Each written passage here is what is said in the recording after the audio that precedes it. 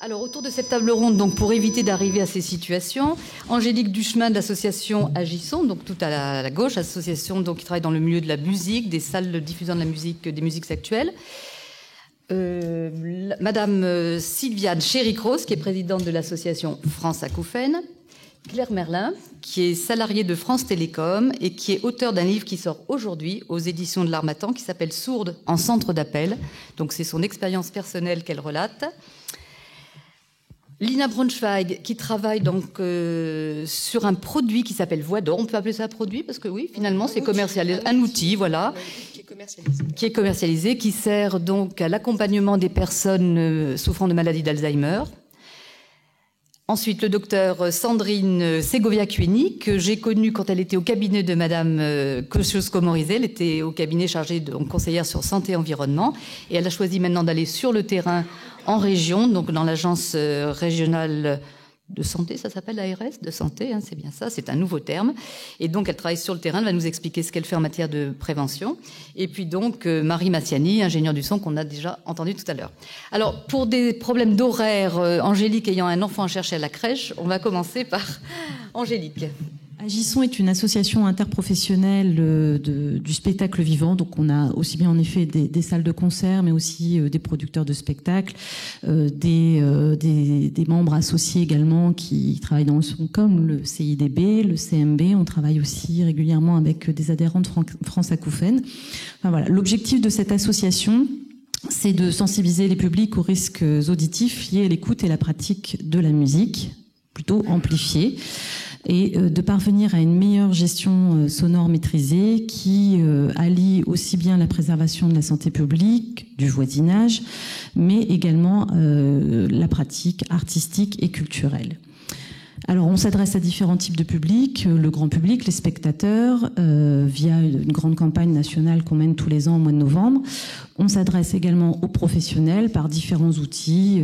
On a sorti dernièrement un guide pour une bonne gestion sonore. On a organisé également avec le CIDB un colloque sur justement la musique amplifiée, les risques sonores à Nancy, dernièrement au mois d'octobre. On a également un autre public qui nous tient à cœur, ce sont les jeunes justement. Puisque là on parlait justement de l'éducation plutôt au sonore, et donc on a un projet dont je voulais vous parler plus particulièrement aujourd'hui parce qu'on en a différents, mais un projet qui s'appelle le programme Peace and Love, donc qui est un spectacle pédagogique qui se met en place via nos relais régionaux, puisque nous avons un relais dans chaque région de France. Et donc ils sont porteurs de ces projets qui sont véritablement des spectacles. Hein. C'est généralement constitué par un groupe qui est déjà existant ou des musiciens qui se forment spécialement pour ce projet. Donc l'objectif est vraiment d'aborder différentes thématiques. Donc de faire, évidemment, l'objectif, premier, c'est de la prévention sur les risques auditifs, mais on essaie d'aborder ça de manière un peu ludique, surtout non moralisatrice, parce que comme on l'a vu dans différentes interventions aujourd'hui, s'adresser aux jeunes, c'est très compliqué. On ne peut pas aborder les choses de manière un peu, très très brute. Il faut amener ça d'une manière un peu sympathique, un peu ludique, pour qu'ils écoutent et surtout ils entendent ce qu'on leur dit.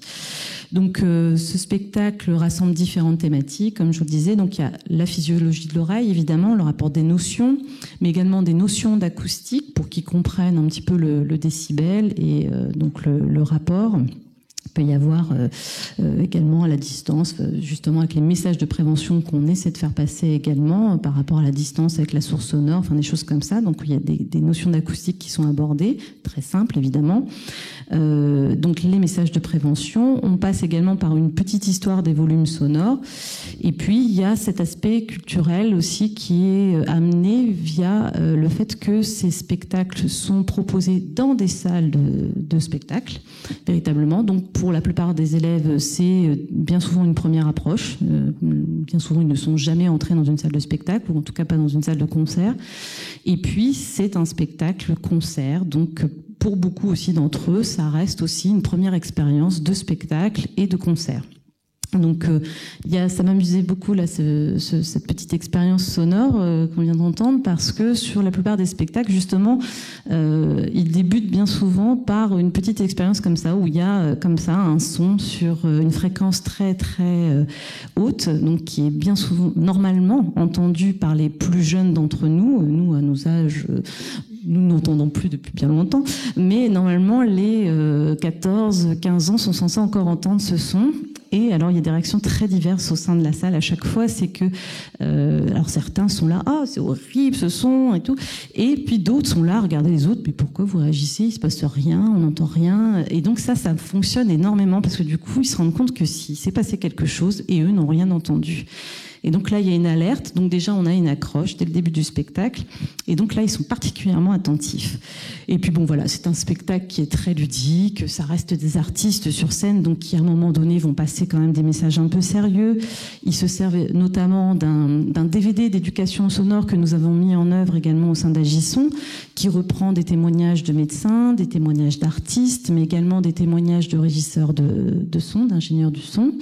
On a de sociologues également, et donc il y a comme ça des messages un petit peu sérieux, mais tout ça est tourné au sein d'un spectacle très sympathique où les artistes donc vont danser, chanter, faire un petit peu de théâtre, enfin voilà. Donc il y a vraiment cet aspect ludique qui passe très bien auprès des élèves. Tout à fait, on l'a vu dans plusieurs régions. Effectivement, ça passe bien parce que des jeunes parlant aux jeunes, c'est toujours plus direct et mieux apprécié, quoique quand c'est un fonctionnaire, par exemple, qui se déplace, c'est plus difficile.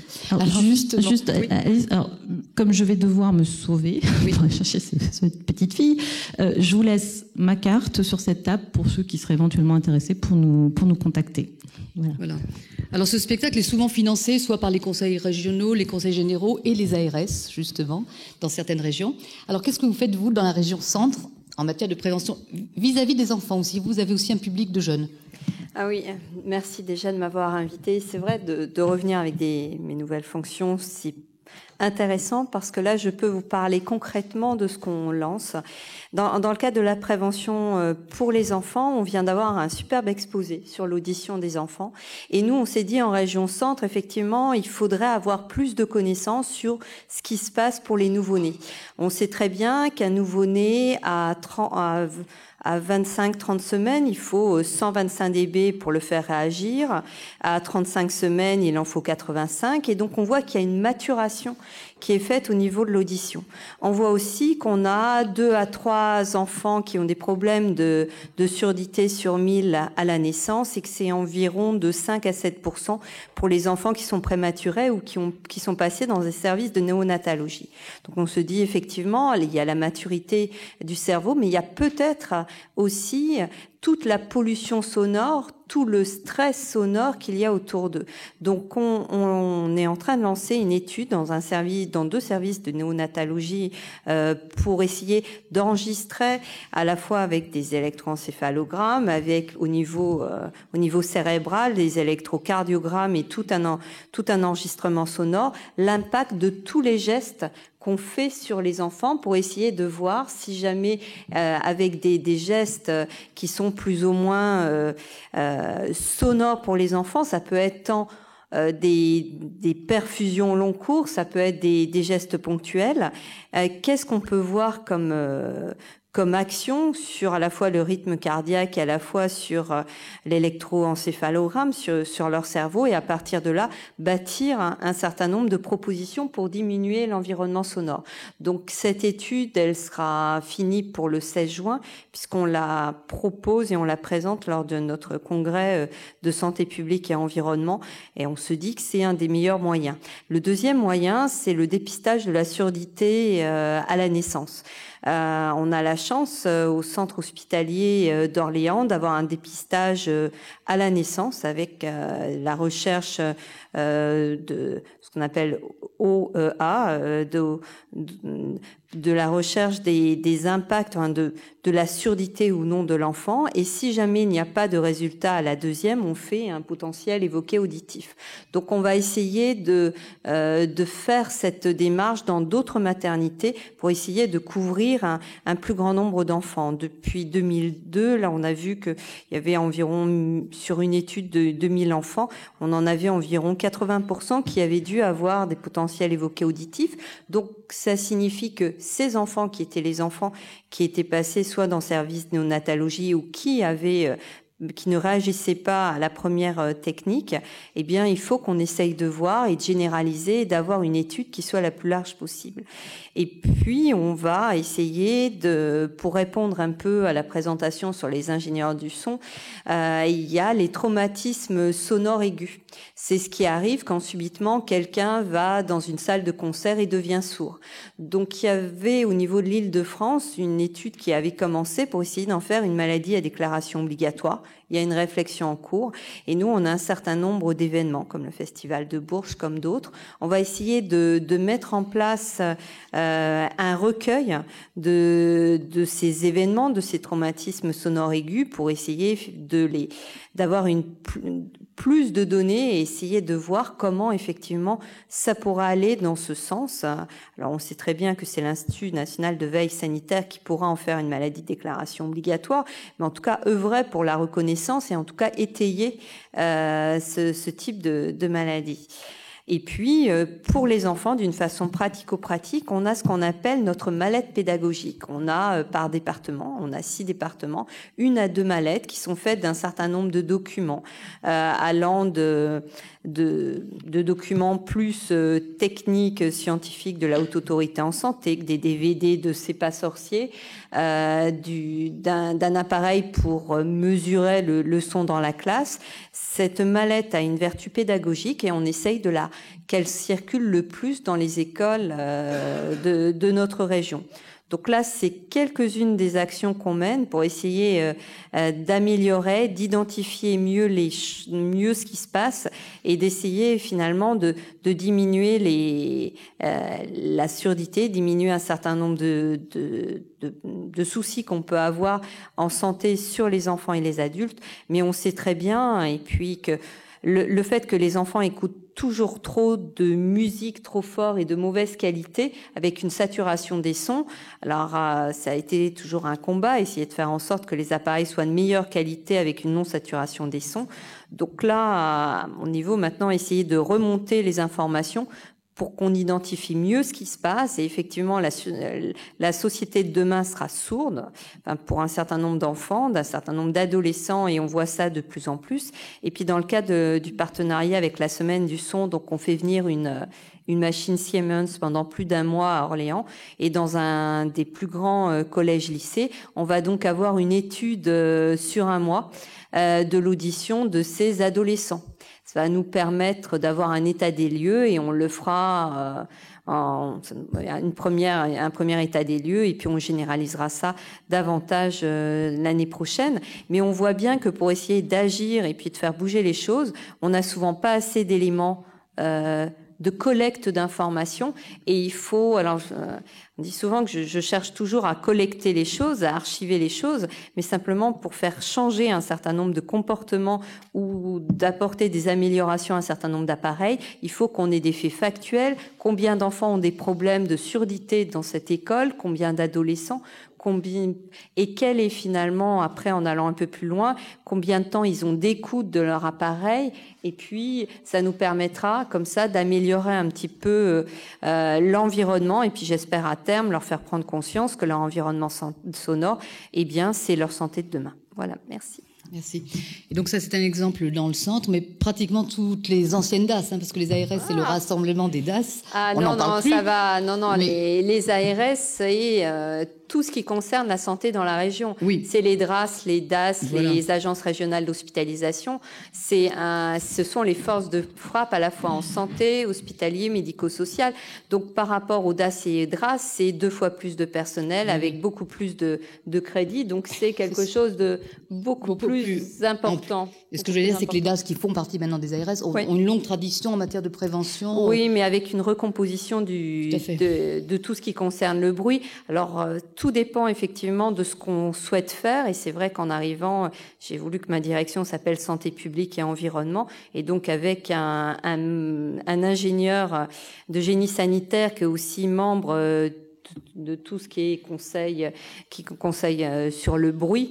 Et donc, on a une action effectivement plus importante sur ce sujet parce que si jamais on ne préserve pas notre audition, si on préserve pas notre environnement sonore, ça nous fait davantage de maladies. Et on sait très bien qu'on a une très grande difficulté à avoir des appareils de bonne qualité et qu'une fois qu'on a perdu l'audition, pour l'instant, on n'a pas encore l'ensemble des technologies qui nous permettent à chacun de pouvoir entendre bien. Et c'est d'ailleurs une des grandes inégalités. Souvent, on parle de la vue, on parle de la dentition, mais je pense qu'une des plus grandes inégalités en santé, c'est le fait qu'on a une surdité, une presbyacousie qui peut venir, on peut avoir ces problèmes et qu'on n'a pas jusqu'à présent appareillé ou proposé d'appareiller de façon générale les gens quand il y a un besoin. Et on retrouve ça dans les maisons de long séjour, tout ce qu'on appelle les EHPAD, les maisons de retraite, et puis ça génère un certain nombre de difficultés. Donc, la perte de l'audition est une des plus grandes inégalités du grand âge actuellement. Alors, un autre témoignage, Madame donc Chéric Rose, présidente de l'association France Acouphènes. D'honneur. Président d'honneur, vous n'êtes plus, d'accord. Donc nous, à l'association France Acouphènes, on s'est fixé par objectif depuis son origine en 1992 d'écouter d'abord, de soutenir et d'informer, notamment à partir de notre revue trimestrielle là et de nos publications, puisqu'il y a aussi des publications de livres et puis de hors-série de cette revue qui correspond d'ailleurs à des congrès que nous avons faits l'an dernier, un sur le neurinome et un autre sur les acouphènes. Et donc c'est l'information. L'écoute, ça s'effectue essentiellement à travers une ligne, une permanence téléphonique. On a pour cela une ligne Indigo et on a obtenu un financement de l'INPES assez important pour avoir justement un meilleur fonctionnement de cette ligne et un meilleur transfert d'un bénévole à l'autre en cas d'occupation de la ligne. Et puis, nous travaillons aussi actuellement au sein du CNCPH à une meilleure reconnaissance de l'acouphène et de l'hyperacousie par les pouvoirs publics. Et puis, en prévention, ça fait aussi partie de nos objectifs qui avaient été fixés au départ. Eh bien, on fait de la prévention alors dans les lycées d'une part, mais effectivement avec un petit peu l'inconvénient que nous sommes souvent un peu âgés par rapport à la population, mais on travaille de concert avec les enseignants et en général c'est un message qui est repris ou préparé à l'avance, donc ça facilite quand même le passage. Nous participons aussi à la prévention de la Technoparade à Paris et puis on fait des préventions dans les entreprises comme la SNCF, les Silor, Sanofi, le PMU et d'autres, dans les différentes régions de France. Voilà pour ce qui est de la prévention. Je pense que c'est à peu près... Et puis j'ai à peu près fixé tous les domaines dans lesquels France Acouphènes essaye de travailler.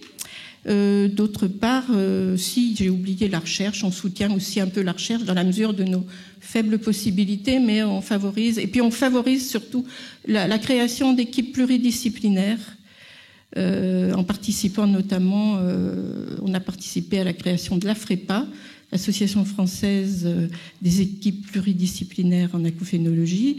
Et donc, on promeut ces équipes pluridisciplinaires depuis 1995. Et je crois qu'actuellement, il y a une 15 à 20 équipes pluridisciplinaires, plus ou moins bien individualisées. Et je crois qu'on peut se féliciter de ça parce que c'est certainement sous notre action, sous notre pression en tout cas. Voilà, je crois que... Et puis vous fournissez des cohortes pour Monsieur Londero pour son étude.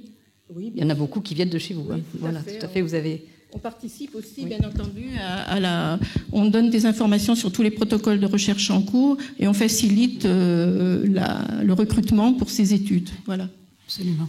Association très dynamique et très efficace. Oui, je vous très félicite. Efficace. Avec ce numéro qui est vraiment épatant, ce numéro permanent. avec des bénévoles au bout qui vous indiquent vraiment ce qu'il faut faire en cas d'acouphène. Alors, Lina Braunschweig, donc, je ne vous connaissais pas, donc j'ai découvert sur votre site un outil, comme vous dites, qui m'a paru extrêmement intéressant. Donc, vous êtes un peu touché par les maladies d'Alzheimer dans votre famille, d'après ce que j'ai compris, et c'est ça qui vous a incité à essayer de faire quelque chose pour les personnes en fin de parcours et atteintes de cette maladie. C'est une conjugaison de plusieurs centres d'intérêt. Je suis effectivement psychothérapeute et femme de radio, après avoir travaillé 30 ans à Radio France et à la radio suisse romande et au réseau des radios chrétiennes en France. Et donc, mon histoire personnelle, puisque je suis la première femme depuis 5 générations à avoir passé les 50 ans avec des neurones encore à peu près d'aplomb, puisque l'Alzheimer décime ma famille à partir de l'âge de 50 ans. C'est pas héréditaire, mais ça peut l'être dans 1 à 2% des cas. Bref, donc j'ai réfléchi à faire quelque chose qui rassemblait mes connaissances en psychologie, en alzheimerologie, je suis diplômée en alzheimerologie, et puis mon amour du son et de la radio.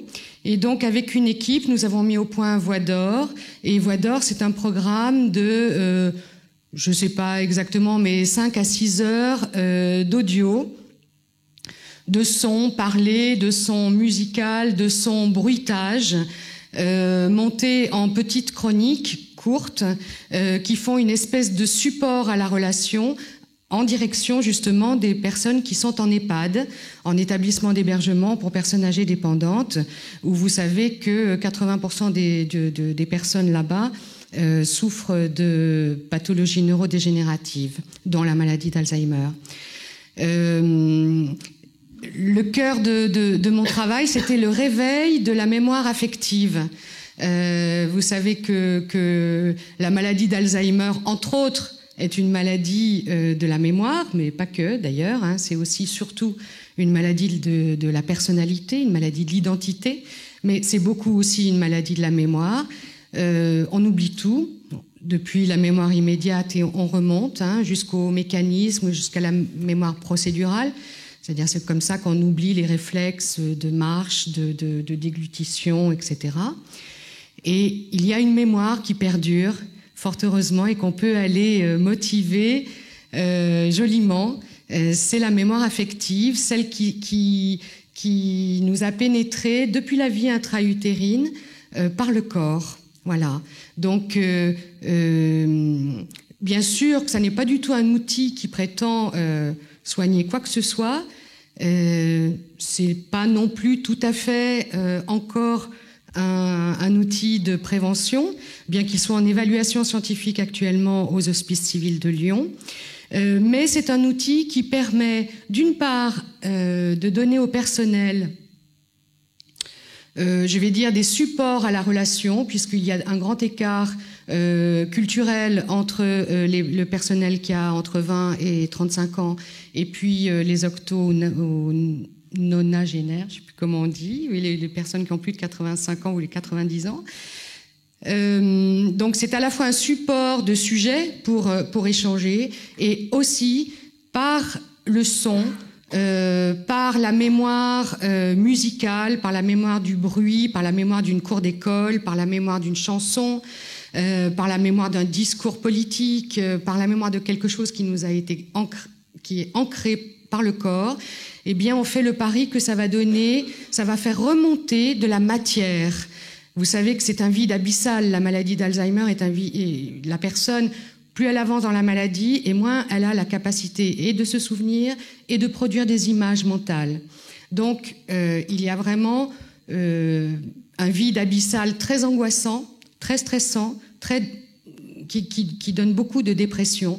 Et ma foi, se souvenir pendant quelques minutes qu'on a vécu, qu'on a fait l'amour, qu'on a travaillé, qu'on a payé des impôts dans sa vie, qu'on a été un être humain actif, même si ça reste que quelques minutes, nous sommes en train d'évaluer actuellement aux Hospices civils de Lyon que ça peut-être diminuer un tout petit peu le taux d'angoisse, un tout petit peu le taux de dépression, et peut-être présenter une alternative au taux de médication, comme vous le savez, très très haut en France, trop haut.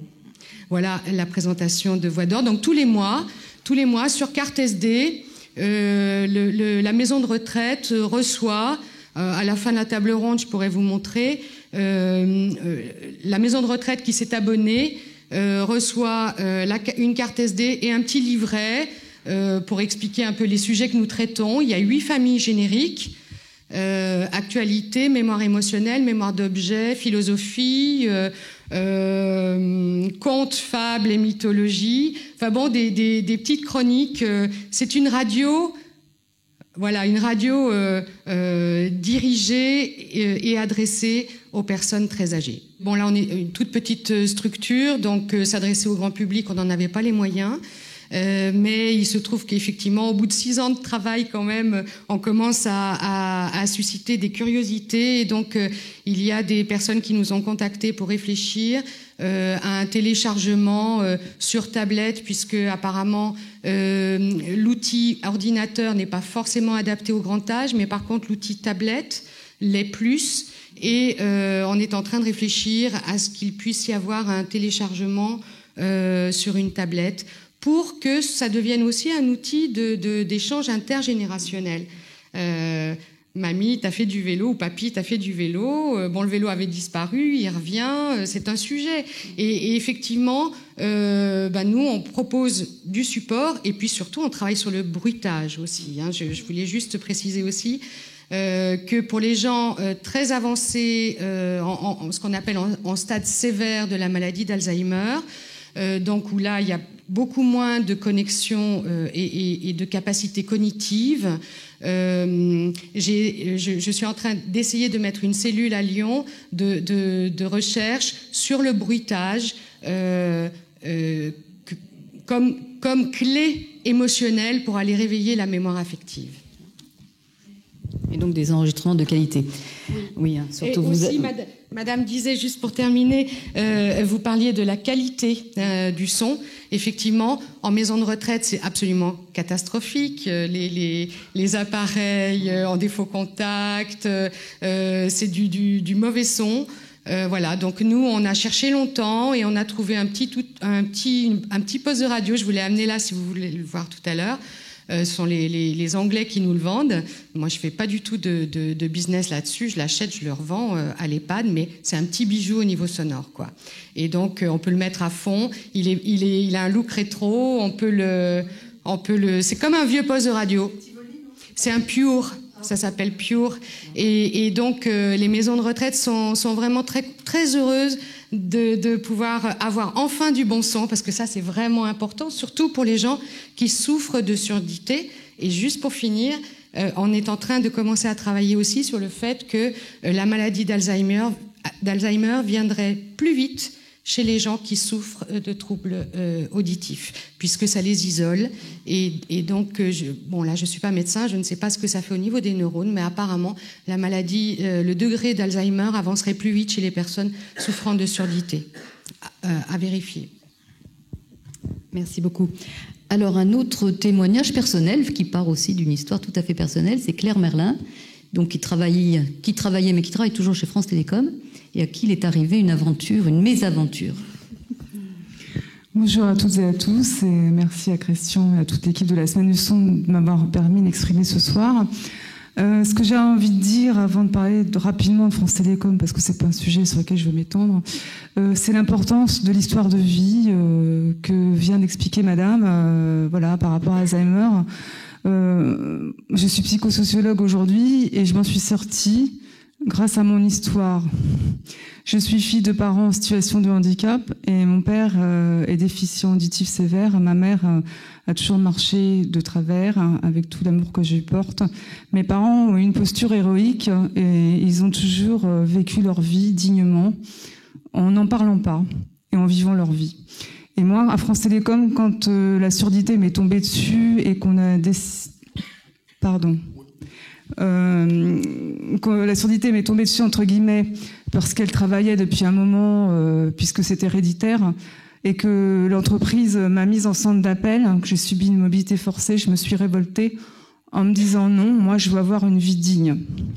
Je me suis battue pour me réapproprier la dignité grâce entre autres à toute l'équipe de France Acouphènes qui m'a extraordinairement aidée et expliqué pourquoi, par exemple, l'acouphène pulsatile que j'avais dans l'oreille grâce au centre d'appel, entre guillemets grâce, il était lié au fait que j'avais un souffle au cœur depuis ma naissance, que j'avais une surdité congénitale et que tout ça, ça a fait un beau cocktail.